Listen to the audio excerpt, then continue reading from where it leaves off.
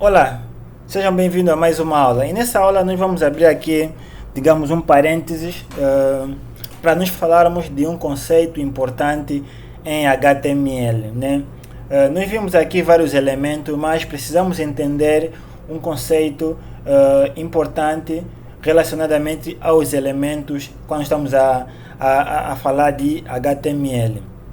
Vou só abrir aqui mais um ficheiro, vou escrever aula 10.html, vou colocar aqui a estrutura da aula anterior, vou salvar e vou colocar aqui aula 10 e aqui vou dizer então o título então para a aula de hoje, que seria elementos em bloco e em linha, entre parênteses, block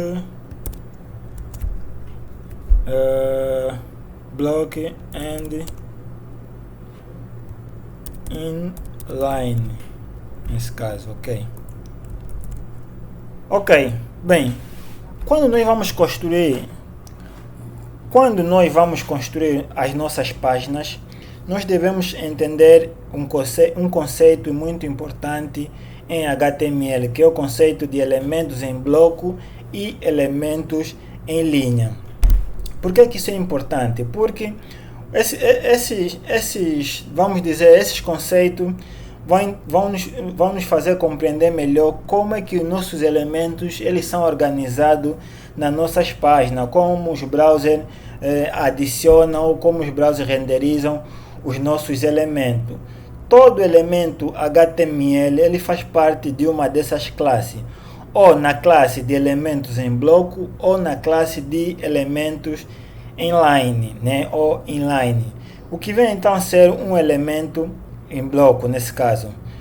Um elemento em bloco basicamente é, de forma resumida, se calhar de forma mais simples a explicar, o elemento em bloco seria a extensão que o elemento vai ocupar na nossa página. Vou só parar aqui o servidor e vou rodar novamente o servidor.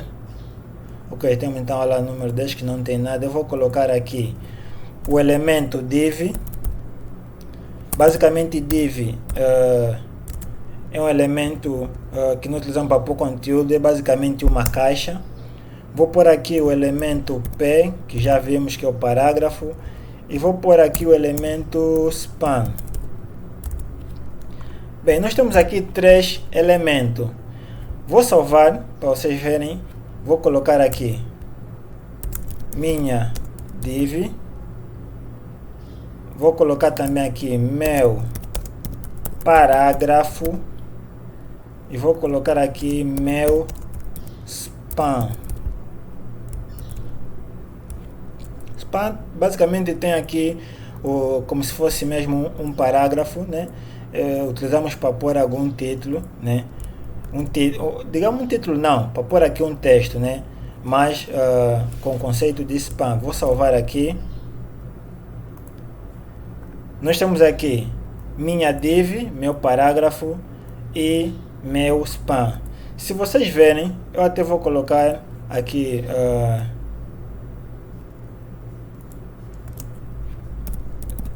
o atributo style. Vou colocar uma borda de 1 px solid red. Eu vou copiar, vou colocar também para esse atributo e para este. Eu aqui vou pôr blue e aqui vou pôr green. Vou salvar e nós temos aqui então os nossos elementos. Se vocês verificarem, o atributo, a tag div, ela ocupou toda a extensão de uma ponta a outra. E o parágrafo também, mas o elemento span, ele não ocupou toda a extensão. Aqui então entra o conceito de elementos inline e elementos em bloco. Todo elemento bloco, ele vai ocupar toda a extensão da página, ou seja, de uma extremidade a outra. Esses são, digamos, essa é a característica dos elementos em bloco. Já os elementos inline, eles não vão ocupar toda a extensão, eles vão ocupar somente o espaço em que eles ocupam na página, nesse caso, e vão deixar outro espaço vazio.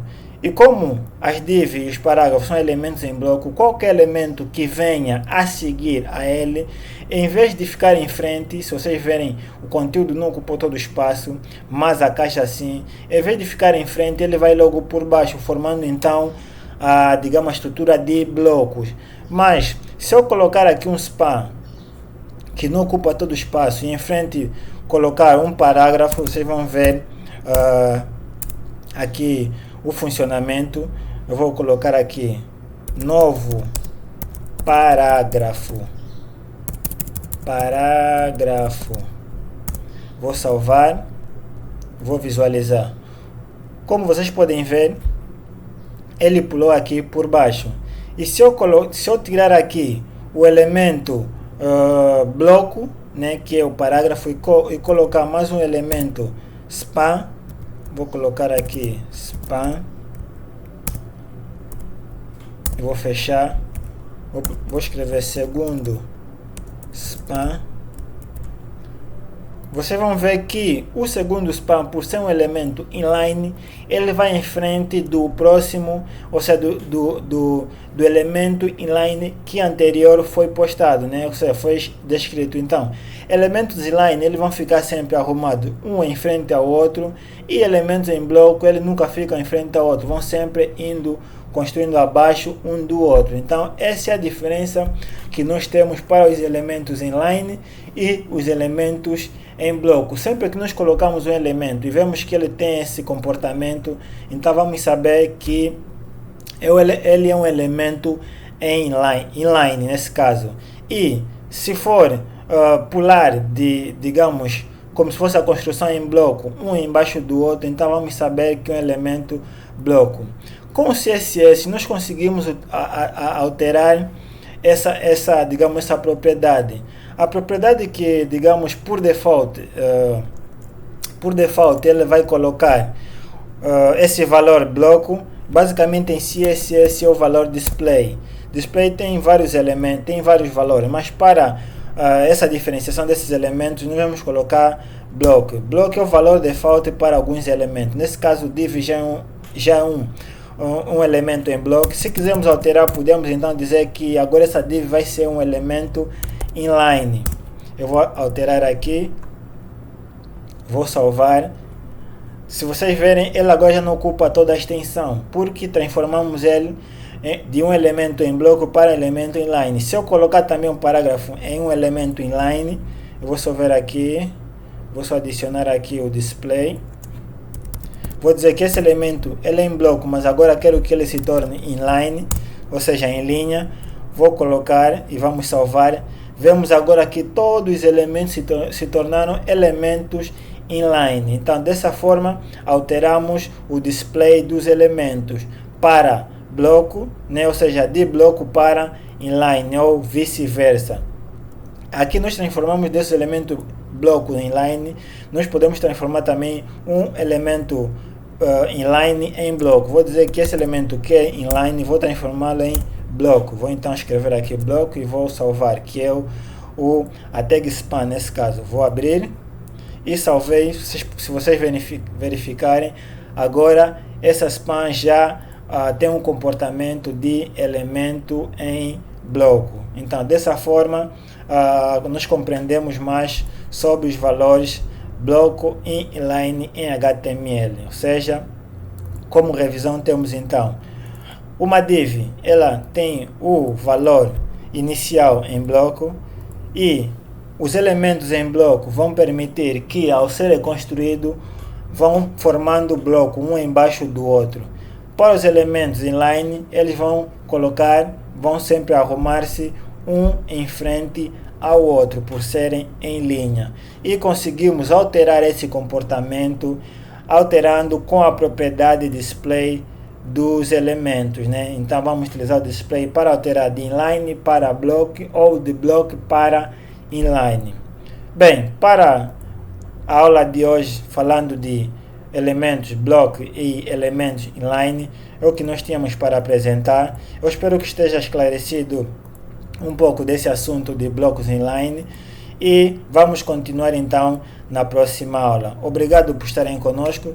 Deixe um like na nossa página, se inscreva no canal e ative o sininho para receber então as notificações de todas as aulas. Obrigado por estarem conosco. Até a próxima aula.